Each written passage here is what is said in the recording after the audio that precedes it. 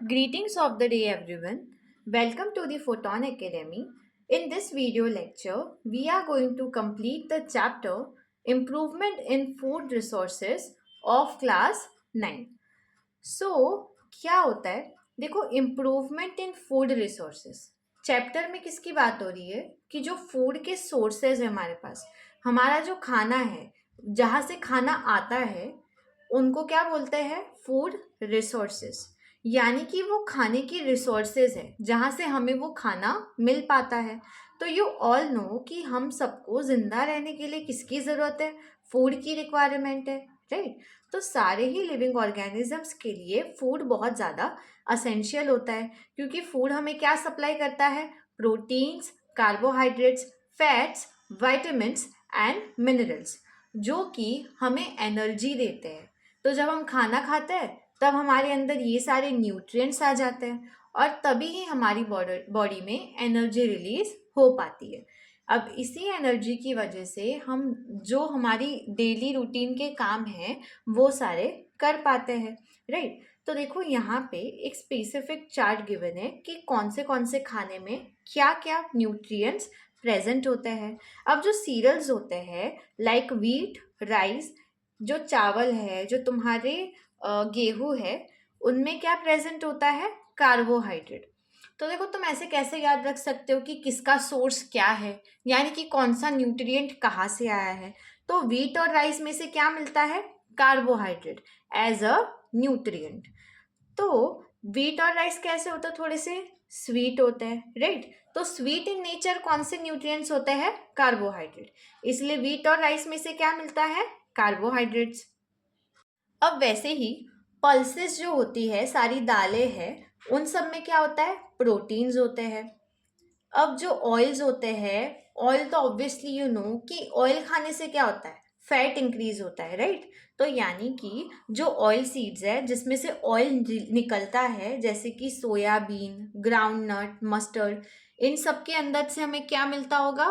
Fat मिलता होगा। और बाकी के जो हम रोज वेजिटेबल्स, स्पाइसेस और फ्रूट्स खाते हैं, उनमें से हमें बहुत सारे विटामिन्स एंड मिनरल्स मिलते हैं। इसीलिए कहा जाता है कि सब्जियां और फ्रूट्स ज़्यादा खाने चाहिए, क्योंकि उनके अंदर विटामिन्स और मिनरल्स होते हैं। तो आपको पता है कि हमारी डेली डाइट में ये सारी चीज़ें होती है, राइट? तुम दाल, चावल, गेहूं की रोटियां, वेजिटेबल्स, ये जो सारी चीज़ें हैं वो डेली बेसिस पे खाते हो, है ना? तो इन्हीं की वजह से तुम्हारी बॉडी को वो प्रॉपर न्यूट्रिएंट्स मिल पाते हैं, जिसकी वजह से तुम्हारे अंदर एनर्जी रिलीज होती है और तुम सारे काम कर पाते हो। तो ये तो थी कुछ न्यूट्रिशनल वैल्यू, कुछ पल्सेस की, सीरियल्स की और ऑयल्स की। अब देखो कि हमें खाना चाहिए, हर इंसान को खाना चाहिए, लेकिन इंडिया की पॉपुलेशन तो दिन ब दिन बहुत ज़्यादा बढ़ती जा रही है, वो घट ही नहीं रही है। पॉपुलेशन का जो रेट है वो बहुत ही रैपिडली इंक्रीज कर रहा है। तो जब लोग बढ़ेंगे तो खाने की रिक्वायरमेंट भी बढ़ेगी, राइट? ज़्यादा लोग होंगे तो ज़्यादा खाना लगेगा। तो इसी की वजह से कुछ कुछ लोगों तक तो खाना भी नहीं पहुंच पाता। तो हमें इसके लिए क्या करना चाहिए? लाइक खाना तो सब तक पहुंचना चाहिए, तो इसका सोल्यूशन क्या है? तो जहाँ से खाना आ रहा है, उन्हीं रिसोर्सेस को हमें क्या करना चाहिए? इम्प्रूव करना चाहिए, उन पे ध्यान देना चाहिए जहाँ से खाना आ रहा है, ताकि हम उन चीज़ों में थोड़ी सी इम्प्रूवमेंट लाए और वहाँ से खाना ज़्यादा अमाउंट में प्रोड्यूस करवा पाए। So what was the source जिसके ऊपर हमें इम्प्रूवमेंट करने की ज़रूरत है? तो एज यू ऑल नो कि जो सबसे प्राइमरी सोर्स है हमारे फूड का, जहाँ से हमारा खाना आता है, वो है बाय प्लांट्स। प्लांट्स ही हमें खाना बना के देते हैं, राइट? और उसी खाने को हम कंज्यूम करते हैं। तो इसका मतलब जो एग्रीकल्चर है उसमें हमें इम्प्रूवमेंट करना चाहिए, तब हमें ज़्यादा अमाउंट में फूड मिलेगा। तो अब देखो, क्रॉप्स ग्रो करते हैं फार्मर्स, राइट? खेती करते हैं, धान उगाते हैं। तो वो जो क्रॉप्स होती है वो दो टाइप की होती है, जो सीजन के ऊपर डिपेंड करेगी। सबसे पहली होती है खरीफ क्रॉप्स। अब खरीफ क्रॉप जो है वो ऐसी क्रॉप्स होती है जो रेनी सीजन में उगाई जाती है।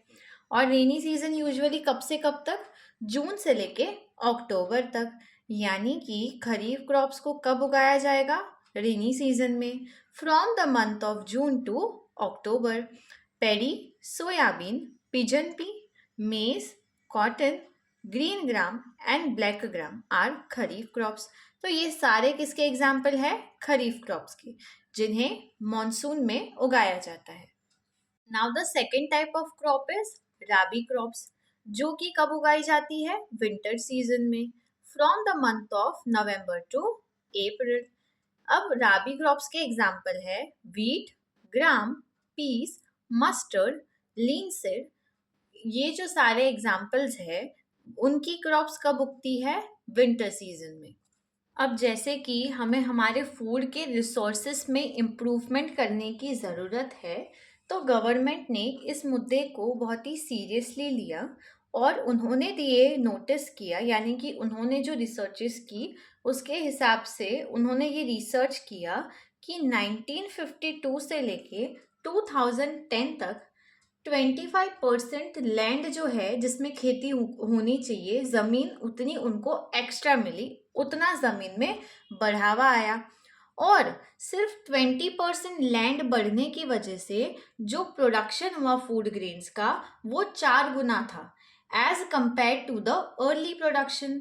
यानी कि इन सालों में सिर्फ 25% ही एरिया जो है वो इंक्रीज हुई खेती करने के लिए, लेकिन फिर भी वहाँ पे 4 गुना ज़्यादा धान होगा।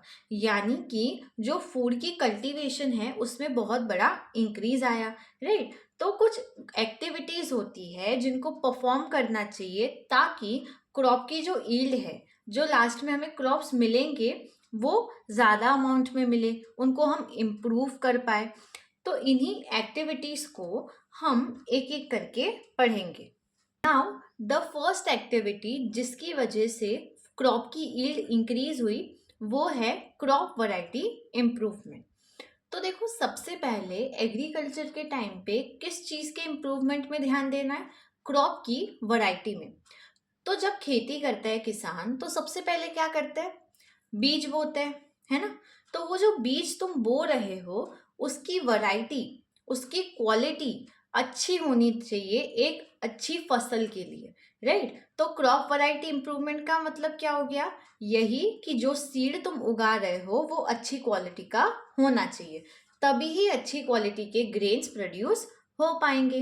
अब इसमें क्या होता है कि अभी ना ब्रीडिंग करवाना स्टार्ट कर दिया है अलग अलग सीड्स की। यानी कि जैसे एक सीड है, मान लो हम मैंगो का एग्जांपल लेते हैं। एक मैंगो का सीड है जिसमें से जो मैंगो की ट्री ग्रो करेगी उसका जो फल होगा वो बहुत ही ज़्यादा मीठा होगा, है ना। तो ये एक वैरायटी का सीड हो गया।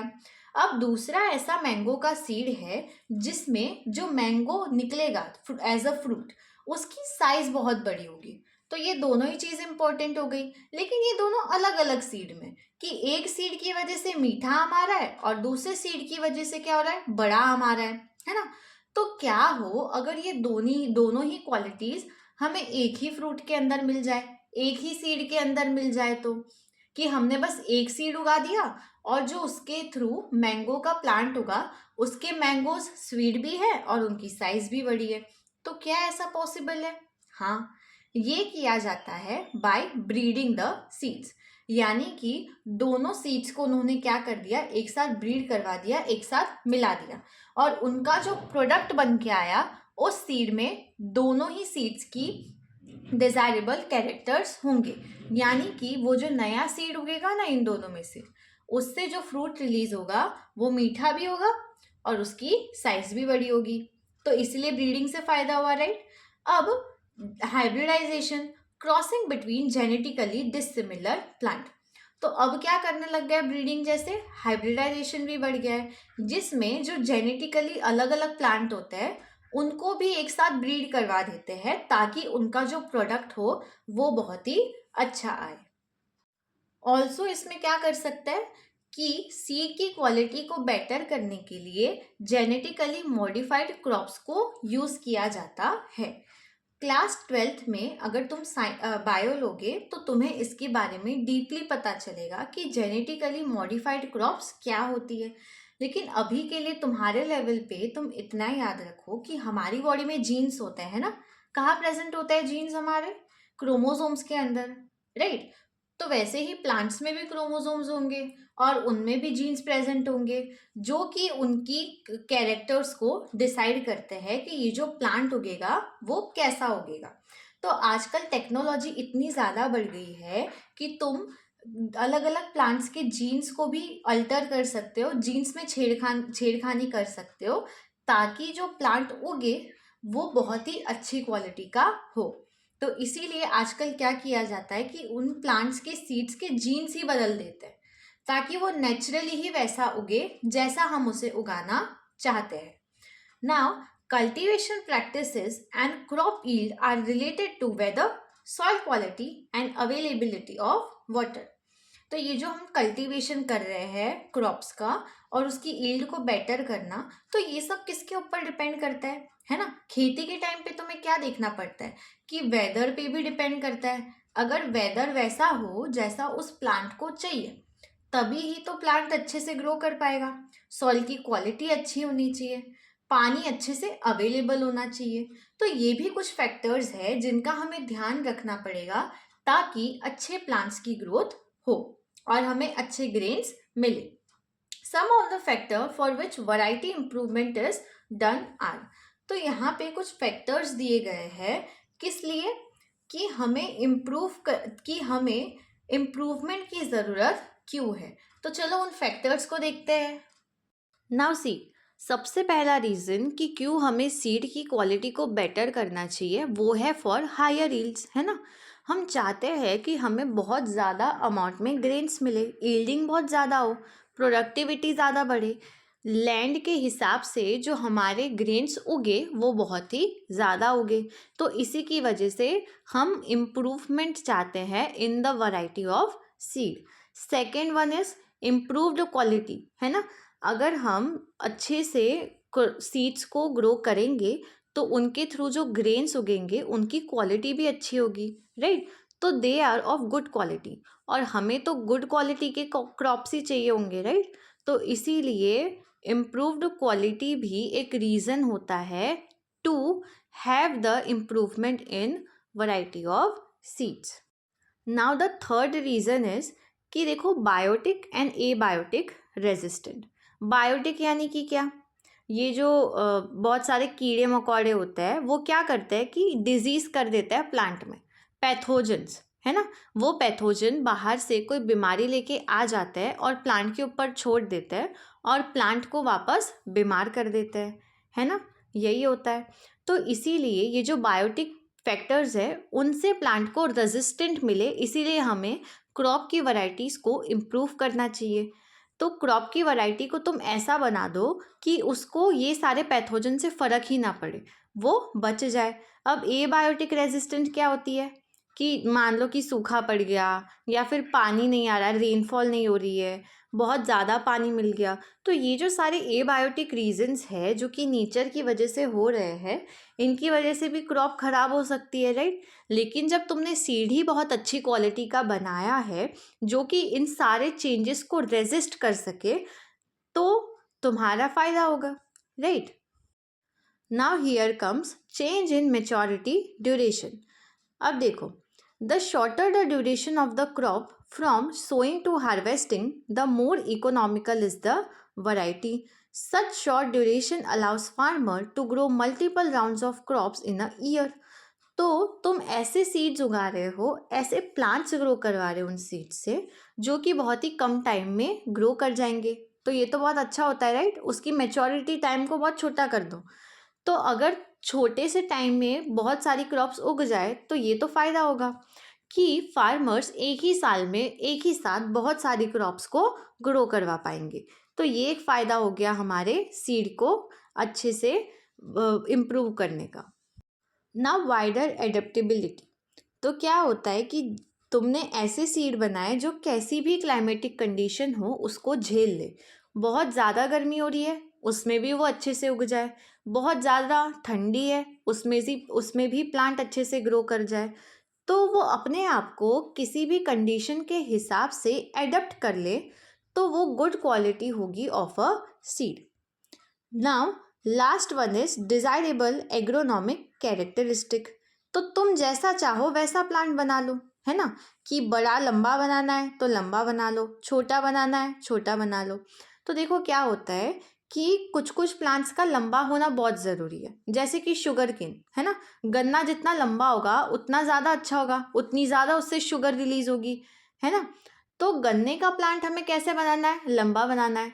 तो वही करो, ऐसी सीड लो जिसके थ्रू बड़ा गन्ना होगे। अब जो कुछ प्लांट होते हैं ना वो छोटे छोटे ज़्यादा फायदेमंद होते हैं, जैसे कि चाय का प्लांट, टी प्लांट। तो टी प्लांट ना हमेशा छोटा होना चाहिए, क्योंकि टी की तो हर लीव्स को तोड़ना पड़ता है। अब अगर टी का प्लांट बहुत लंबा होगा तो कैसे तोड़ पाएंगे, राइट। इतनी हाइट तक तो कोई पहुंच के पत्ते तोड़ नहीं पाएगा। तो इसीलिए उन प्लांट्स को छोटा ही होना चाहिए। तो हम क्या कर सकते हैं कि हम कैरेक्टरिस्टिक जो है उसको अपने हिसाब से सेट कर सकते हैं। तो देखो, जब तुमने सीड की क्वालिटी पे ध्यान दे दिया तो इतने सारे फायदे होंगे और अच्छी खासी क्रॉप यील्डिंग भी होगी। अब तुमने क्या कर लिया, सबसे पहला स्टेप, क्रॉप की जो वैरायटी होगी, जिस वैरायटी का प्लांट उगाओगे उसको इम्प्रूव करने में अपना टाइम लगाओगे। अब दूसरा हम क्या करेंगे कि एक बार हमने सीड को लगा दिया अच्छी क्वालिटी का, इम्प्रूव्ड क्वालिटी का। अब वो जब उग रहा है तो उसकी प्रोडक्शन को ठीक से मैनेज करना, यानी कि सीड के बोने से जब प्लांट उगना शुरू हो और उसके बाद अच्छे ग्रेन दे, तब तक तुम उसको कैसे मैनेज करोगे, that is the crop production management. तो क्या करना चाहिए, फार्मर्स को अच्छे क्रॉपिंग सिस्टम यूज करने चाहिए, प्रोडक्शन प्रैक्टिसेस यूज करनी चाहिए, है ना। तो प्रोडक्शन प्रैक्टिसेस क्या होती है कि डिफरेंट डिफरेंट लेवल पे होती है, राइट। तो चलो एक एक करके पढ़ते हैं सबके बारे में। अब सबसे पहला है न्यूट्रिएंट मैनेजमेंट। तो तुमने जब सीड को वहां पे लगा दिया सॉइल के अंदर, तो तुम क्या चाहोगे कि उस सीड को सारी की सारी अच्छे न्यूट्रिएंट्स मिले, तभी ही वो अच्छे से ग्रो कर पाएगा, राइट। तो प्लांट को किसकी जरूरत होगी, न्यूट्रिएंट्स की, अच्छे से ग्रो होने के लिए। सो दैट्स वाई न्यूट्रिएंट का मैनेजमेंट करना बहुत ज़्यादा इम्पोर्टेंट है।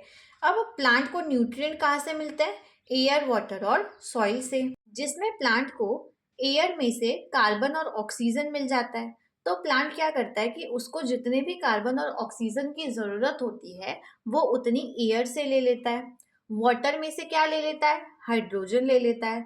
सॉइल से क्या ले लेता है, तो वो सॉइल से अपने न्यूट्रिएंट्स ले लेता है, जो कि टोटल होते हैं 30।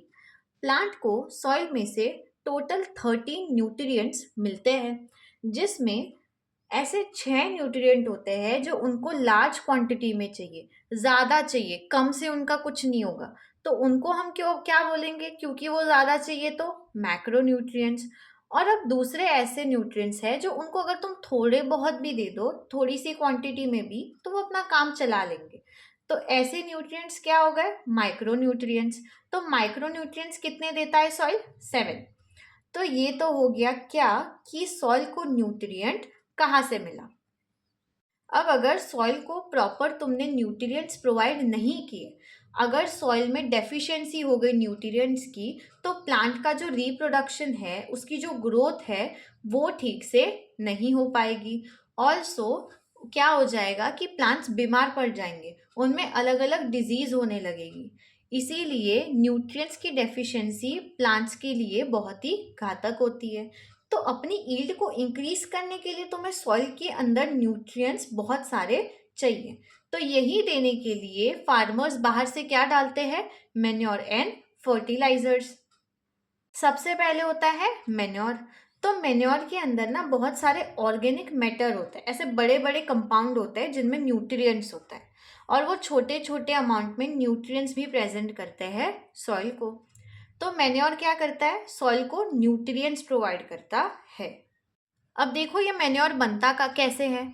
तो मैन्योर जो है वो एनिमल का जो एक्सक्रीटा होता है उनको, और प्लांट के जो वेस्ट है, यानी कि प्लांट के जो झड़े हुए पत्ते हैं, या फिर जो प्लांट एकदम काट के तुमने एक साइड रख दिया, तो वो जो सारा प्लांट का वेस्ट हो गया और एनिमल का जो एक्सक्रीटा हो गया, उसी को वापस से यूज करके क्या बनाया जाता है, मैन्योर। क्योंकि एनिमल के एक्सक्रीटा में भी न्यूट्रिएंट्स प्रेजेंट हो गए, और प्लांट्स तो ग्रो होते टाइम न्यूट्रिएंट ले रहा था सॉइल से, तो जब वो ग्रो होके बड़ा सा प्लांट बन गया होगा तो उसके अंदर बहुत सारे न्यूट्रिएंट्स प्रेजेंट हो गए, राइट। और जब वो प्लांट मर गया होगा तब भी वो न्यूट्रिएंट्स उसके अंदर से सॉइल के अंदर चले जाएंगे। इसीलिए इन सारी चीजों को मिला के क्या बना दिया जाता है, मैन्योर। तो इससे क्या हुआ, एक तो गंदगी भी नहीं हुई, है ना, कि कहीं पे ऐसे ही कचरा नहीं पड़ा रहा, उस कचरे का ही हमने यूज कर लिया और उससे बना दिया मैन्योर। मैन्योर सॉइल की फर्टिलिटी को इंक्रीज कर देता है, यानी कि सॉइल को बहुत ज़्यादा फर्टाइल बना देता है कि उसके ऊपर अच्छे से प्लांट ग्रो कर पाता है। ऑल्सो मैन्योर डालने से प्लांट्स की जो सॉइल की जो वाटर होल्डिंग कैपेसिटी है, जितना वो वाटर को होल्ड कर सकता है वो बढ़ जाती है। तो सॉइल अगर ज़्यादा वाटर को होल्ड करेंगे तो ज़्यादा अच्छे से ग्रो पाएंगे, इधर उधर नहीं बिखरेंगे, और रूट्स जो है वो उतनी ही तेज़ी से ग्रो करेगी। ऑल्सो क्योंकि मैन्योर तो हमने प्लांट वेस्ट और एनिमल वेस्ट से ही बनाया है, तो ये इन्वायरमेंट के लिए भी अच्छा है क्योंकि इसमें कोई केमिकल्स भी हमने यूज़ नहीं किया है, राइट। तो इसीलिए मैन्योर बहुत ज़्यादा बेनिफिशियल होता है सॉइल को न्यूट्रिएंट प्रोवाइड करने में। अब देखो, मैन्योर दो टाइप से बनाया जाता है। सबसे पहला होता है कंपोस्ट एंड वर्मी कंपोस्ट। तो इसमें क्या करता है कि जो सारे वेस्ट मटेरियल्स होते हैं ना, खेती के टाइम पे जो पेड़ पौधे ऐसे ही रह गए, एनिमल का एक्सक्रीटा बच गया, ये जो वेस्ट प्रोडक्ट होता है उसको ना एक साथ डिकम्पोज कर देते हैं। ऐसे उसके ना बहुत बड़े बड़े ऐसे क्या बोलते हैं उसको, ऐसे पिट्स बना देते हैं। तो उन पिट्स पे क्या होता है कि बहुत सारे डिकम्पोजर्स लग जाते हैं और उस पिट को बहुत ही छोटे छोटे टुकड़ों में काट देते हैं, और तभी ही वो किस में कन्वर्ट हो जाता है, मैन्योर में। तो इस प्रोसेस में जहाँ प्लांट वेस्ट और एनिमल वेस्ट को मैन्योर में कन्वर्ट किया जाता है बाय द डीकम्पोजर्स, हम इसे कह देते हैं कंपोस्टिंग। यानी कि जो वेस्ट मटेरियल था उन पे डीकम्पोजर्स बैठे, उनमें से न्यूट्रिएंट्स को रिलीज कर दिया, और वही न्यूट्रिएंट्स अब जाएंगे सॉइल में उसकी न्यूट्रिएंट एफिशिएंसी को बढ़ाने के लिए। तो कंपोस्ट किस में रिच होता है, न्यूट्रिएंट्स में। वो जो कंपोस्ट डीकम्पोजर्स ने बनाया ना, जो ऑर्गेनिजम्स होता है डीकम्पोजर, उन्होंने जो कंपोस्ट बनाया उसके अंदर बहुत सारे न्यूट्रिएंट्स होंगे और बहुत सारे ऑर्गेनिक मैटर भी प्रेजेंट होंगे। अब कंपोस्ट जो अर्थवॉर्म से बनाया जाता है, देखो अर्थवॉर्म भी तो एक डीकम्पोजर है ना। वो भी तो वेस्ट मटेरियल को छोटे छोटे टुकड़ों में कट करके उसमें से न्यूट्रिएंट्स को रिलीज करवा के मैन्योर बना सकता है, सॉइल के लिए बेनिफिशियल होता है। तो जिसमें सिर्फ अर्थवॉर्म को यूज किया जाता है डीकम्पोजर्स की जगह, उसे हम कह देते हैं वर्मी कंपोस्ट। दूसरे टाइप का जो मैन्योर होता है वो है ग्रीन मैन्योर। तो जब सीड्स को बोने से पहले क्या किया जाता है कि सन हेम्प और गुआर जैसे प्लांट्स को उगाते हैं। अब वो प्लांट उगे तो प्लांट में न्यूट्रिएंट्स होगा, है ना, वो प्लांट बेनिफिशियल होंगे, उनमें न्यूट्रिएंट्स बहुत ज्यादा प्रेजेंट होगा। तो उन प्लांट्स को फिर कुचल देते हैं प्लग के थ्रू और सॉइल में दबा देते हैं। तो सॉइल में अपने आप न्यूट्रिएंट आ गया। कहाँ से, प्लांट से।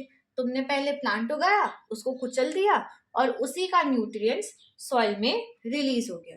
तो इसे कहा जाता है ग्रीन मैन्योर, क्योंकि ये ग्रीन प्लांट से ही बनाया जाता है। तो इतने सारे फायदे होते हैं मैन्योर के टू इंक्रीज द यील्ड। अब फर्टिलाइजर जो होते हैं वो ऐसे फार्म में नहीं बनाए जाते, नेचुरली नहीं बनाए जाते, ये कमर्शियली बहुत ही बड़े लेवल पे फैक्ट्रीज में बनाए जाते हैं, जो कि प्लांट को न्यूट्रिएंट्स प्रोवाइड करते हैं, जैसे कि नाइट्रोजन, फोस्फोरस और पोटेशियम। तो फर्टिलाइजर्स किस में रिच होंगे, नाइट्रोजन, फोस्फोरस एंड पोटेशियम। तो फार्मर बहुत अलग अलग फर्टिलाइजर्स यूज करते हैं ताकि जो यील्ड है वो बढ़ जाए, ज्यादा से ज्यादा क्रॉप की प्रोडक्शन हो। तो देखो, क्योंकि फर्टिलाइजर्स तो कंपनी से बन के आए, फैक्ट्रीज से बन के आए, इसका मतलब कि वो इतने ज़्यादा बेनिफिशियल नहीं है। उनकी वजह से क्या हो सकता है, वाटर पोल्यूशन। क्योंकि कभी कभी क्या होता है कि मान लो कि खेती करते समय फार्मर ने फर्टिलाइजर ऐड किया, लेकिन प्लांट उसको अच्छे से एब्जॉर्ब नहीं कर पाए, और उसी के पहले क्या हुआ कि बारिश हो गई जोर जोर से। तो बारिश होते ही वो जो सारा फर्टिलाइजर है वो बह के कहीं और चला जाएगा, और ऑब्वियसली वो कहीं और गया तो उसने पानी को तो गंदा कर दिया ना। जो पानी उसको उसके ऊपर गिरा वो पानी वेस्ट हो गया, वो गंदा हो गया, क्योंकि फर्टिलाइजर्स के अंदर जो न्यूट्रिएंट थे वो तो अभी तक सॉइल ने अपने अंदर लिए ही नहीं थे। तो क्या हो गया कि वो सारा वेस्टेज हो गया, जिसकी वजह से वाटर पोल्यूशन भी बढ़ता है। क्योंकि देखो मेन्योर के साथ अगर ऐसा होता तो कोई दिक्कत नहीं थी, क्योंकि पानी और उसके अंदर अगर मेन्योर ऐड हो गया, मान लो कि पानी के साथ मेन्योर धुल भी गया, तो भी मेन्योर तो नेचुरली बनाया गया है, उसके अंदर तो अच्छे अच्छे न्यूट्रिएंट्स हैं, तो वो पानी को गंदा नहीं करता है। ऑल्सो अगर तुम बार बार बार बार फर्टिलाइजर्स को यूज करते रहे तो वो जो सॉइल की फर्टिलिटी है वो खराब हो जाती है। एक टाइम के बाद सॉइल के अंदर के न्यूट्रिएंट्स जो है वो कम होने लग जाते हैं। तो इससे ये पता चला कि नेचुरल चीज़ों का यूज़ करना ज़्यादा बेनिफिशियल होता है, राइट। तो इसीलिए फार्मर्स को ना फर्टिलाइज़र से ज़्यादा मैन्योर यूज़ करने की कोशिश करनी चाहिए, ताकि उनकी जो क्रॉप प्रोडक्शन है वो ज़्यादा हो। अब देखो आती है ऑर्गेनिक फार्मिंग।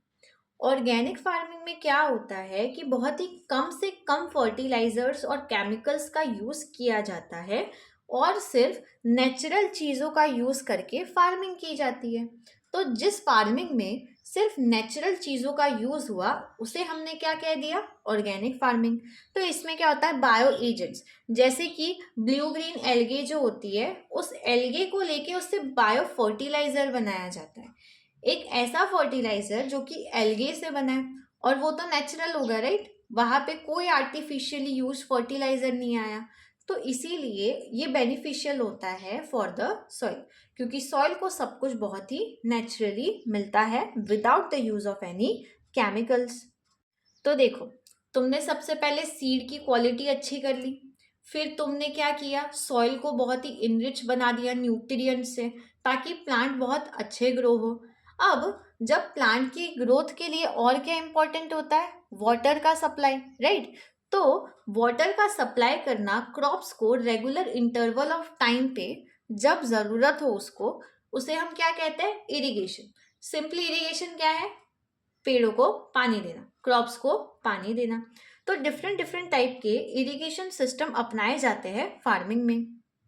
पहला जो उसका रिसोर्स है वो है वेल्स। कुओं में से पानी लिया जाता है और क्रॉप्स के ऊपर डाला जाता है।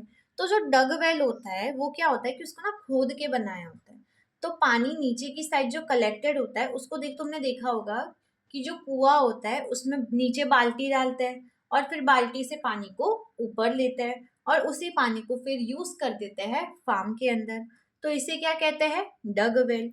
वैसे ही एक ट्यूब वेल होता है जिसमें जो जमीन के अंदर का वाटर है, that is the ground water, वो ना पंप के थ्रू खींचा जाता है और फिर बाहर निकाला जाता है इरिगेशन के लिए। उस वेल को क्या कहते हैं, ट्यूब वेल। दूसरा सिस्टम होता है कैनल्स का। तो कैनल्स क्या होता है कि मान लो कि बहुत सारी नदियां है ना, तो उससे क्या हो गया, पाइपलाइन लगवा दी, राइट। तो क्या होगा, अब पानी डायरेक्टली नदी में से खेतों में बहेगा, तो उसे क्या कहते हैं, कैनल्स। अब आता है रिवर लिफ्ट सिस्टम। तो इसमें क्या किया जाता है कि जैसे इसका नाम हमें सजेस्ट करता है कि जो इलाके पानी मत सॉरी जो इलाके नदी के पास होते हैं उन इलाकों में डायरेक्टली पानी कहाँ से पहुंचाया जाता है, नदियों से, है ना। तो अगर उसके पास ही वाटर रिसोर्सेज है तो इरिगेशन तो बहुत सिंपल हो गया, नदी से ही सीधा पानी उन क्रॉप्स में जाएगा। दूसरा क्या होगा, टैंक होंगे, है ना। तो टैंक में तुम्हारे घर पे भी पानी स्टोर होता है। तो वैसे ही फार्मिंग के लिए फार्मर्स भी क्या करते हैं, टैंक में पानी को स्टोर करके रखते हैं और उसी से इरिगेशन करते हैं। अब आज के टाइम में एग्रीकल्चर में वाटर की अवेबिलिटी को और इजी करने के लिए, यानी कि वाटर की अवेबिलिटी को और ज़्यादा बढ़ाने के लिए क्या निकाले गए हैं, कुछ प्रोसेसेस, कुछ सिस्टम निकाले गए हैं, जो कि है rain water harvesting and water shade management. तो इनको यूज करके क्या करते हैं कि पानी को बचाया जाता है ताकि वो पानी फार्मिंग में यूज कर सके। तो ये थे सिंपल इरिगेशन, जिसमें प्लांट्स को वाटर देने का जो प्रोसेस है ना, वो भी हमें उस पे हमें ज़्यादा ध्यान देना चाहिए ताकि क्रॉप जो है वो अच्छे प्रोड्यूस हो।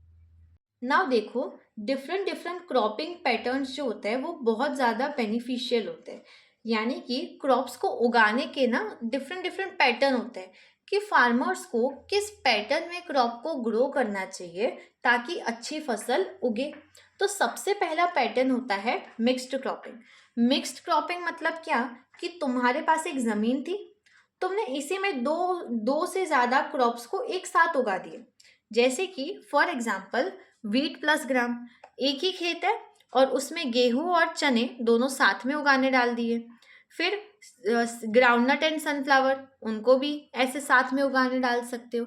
तो इससे क्या होता है कि मान लो कि अगर तुमने गेहूं और चने की फसल एक साथ उगाई और गेहूं की फसल अच्छी नहीं उगी, है ना, तो फार्मर को लॉस हो जाएगा। लेकिन क्या पता कि ग्राम की फसल अच्छे से उग गई, चने बहुत अच्छे हुए, है ना, तो उनको कोई लॉस नहीं होता है। तो इसीलिए मिक्स्ड क्रॉपिंग से क्या होता है कि एक इंश्योरेंस रहता है कि हाँ, हमारा लॉस नहीं हुआ है, क्रॉप तो प्रोड्यूस हुआ है। तो एक ही लैंड पे तुमने एक या उससे ज़्यादा क्रॉप को लगा दिया, तो उससे तुम्हारा बेनिफिट हुआ। This is called mixed cropping. Now here comes inter cropping. अब देखो, इंटर क्रॉपिंग में भी वही होता है कि एक ही फील्ड पे तुमने बहुत सारे टाइप के प्लांट को लगा दिया। लेकिन अब मिक्स्ड क्रॉपिंग और इंटर क्रॉपिंग में फ़र्क क्या है? इंटर क्रॉपिंग में दो टाइप के प्लांट जो है वो ना ऐसे रोज में लगाए जाते हैं। मान लो आधा हिस्सा ऐसे काट दिया तुमने, और तुमने आधे हिस्से में दूसरा क्रॉप लगा दिया और आधे में दूसरा लगा दिया। तो क्या है कि दोनों क्रॉप्स ना अलग अलग रहते हैं, ऐसे रोज में प्रेजेंट होते हैं। या फिर क्या किया जा सकता है कि ऐसे अल्टरनेटिव रोज लगाई जाए हो, कि आगे की रो एक क्रॉप की, पीछे की रो दूसरी क्रॉप की, उसके पीछे की और दूसरे टाइप की, है ना। तो एक पैटर्न में जब क्रॉपिंग करते हो एक से ज्यादा क्रॉप की, तब उसे कहा जाता है इंटर क्रॉपिंग। जबकि मिक्स्ड क्रॉपिंग में नाम ही बता रहा है कि मिक्सली क्रॉपिंग की गई है, यानी कि दो से ज्यादा क्रॉप को एक ही साथ लगा दिया है, कोई पैटर्न में नहीं, जहां जगह मिली वहां एक ही साथ मिक्स करके सब कुछ लगा दिया। तो देखो, ऐसे रोज में कौन से क्रॉप को लगा सकते हो? सोयाबीन और मेज को एक साथ लगा सकते हैं। फिंगर मिलेट, बाजरा और लोबिया जो है काउपी, उसको एक साथ लगा सकते हैं। तो इससे क्या होता है कि सबकी न्यूट्रिएंट की रिक्वायरमेंट अलग अलग होती है। फॉर एग्जाम्पल, मान लो सोयाबीन के अंदर प्रोटीन होता है ना, राइट। तो सोयाबीन को सबसे ज़्यादा मान लो कि फोस्फोरस की रिक्वायरमेंट थी सॉइल से, और मेज को सबसे ज़्यादा लगता होगा मान लो सल्फर। तो दोनों को अलग अलग न्यूट्रिएंट चाहिए सॉइल से। तो सॉइल क्या होगा कि उसमें कमी भी नहीं होगी। सॉइल के अंदर दो न्यूट्रिएंट थे, उसने दोनों को अच्छे से ग्रो करवा दिया, राइट। तो सॉइल के अंदर जो न्यूट्रिएंट्स है वो भी क्या हो गए, बैलेंस्ड रहे, कोई ज़्यादा यूज़ नहीं हुआ। तो यही फ़ायदा होता है इंटरक्रॉपिंग का, कि सारे क्रॉप्स की न्यूट्रिएंट की जो रिक्वायरमेंट है ना वो भी पूरी हो जाती है और क्रॉप भी अच्छे से ग्रो कर। तो तीसरा पैटर्न होता है क्रॉप रोटेशन। तो तुम लोग तो नहीं, फार्मर क्या करे कि अलग अलग क्रॉप्स को एक लैंड पे ऐसे अलग अलग सीजन्स में लगाए। जैसे हमने देखा था क्या, राबी क्रॉप्स थी और खरीफ क्रॉप थी, अलग अलग सीजन्स में लगाई गई थी। तो मान लो कि फार्मर ने ये सोच लिया कि भाई अगले साल मैं पहले राइस की खेती करूंगा, फिर उसके ऊपर व्हीट लगाऊंगा, फिर उसके ऊपर मेज लगाऊंगा। तो उसने एक ही साल में ना पहले से ही प्लान कर लिया कि मुझे किस क्रॉप के बाद क्या लगाना है, राइट। तो यही होता है क्रॉप रोटेशन, जिसमें क्या होता है कि दो या दो से ज्यादा क्रॉप्स हम एक ही साल में ग्रो कर सकते हैं विद अ गुड हार्वेस्ट। तो देखो, फार्मर क्या कर सकता है कि एक बार अलग अलग न्यूट्रिएंट टेकिंग क्रॉप्स लगा सके। लाइक उसने सबसे पहले लगाया राइस। राइस को किसकी जरूरत पड़ी? फोस्फोरस की। तो जब राइस ग्रो हो रहा था तो उसने सॉइल में से फोस्फोरस को ले लिया, राइट। अब जब उसने दूसरी बार वीट लगाया तो क्या हुआ कि वीट को जरूरत पड़ी सल्फर की, तो उसने सल्फर लिया। तो किसी भी न्यूट्रिएंट की कमी सॉइल में नहीं हुई, क्योंकि क्या होता है कि सॉइल को अपने अंदर जो न्यूट्रिएंट्स वो प्लांट को दे चुका है वो वापस लाने में टाइम लगता है ना, रीप्लेनिश होने में टाइम लगता है। तो इसलिए तुम ऐसा करो कि ऐसी क्रॉप्स को एक के बाद एक लगाओ जिनकी न्यूट्रिएंट लेने की जो उनकी कैपेसिटी है, उनको जो न्यूट्रिएंट चाहिए वो अलग अलग हो, उनकी डिमांड अलग अलग हो। तो इसे हम कह देंगे क्रॉप रोटेशन। तो ऐसे ही क्रॉपिंग पैटर्न से भी क्या होता है कि प्लांट की यील्ड को हम इंक्रीज कर सकते हैं।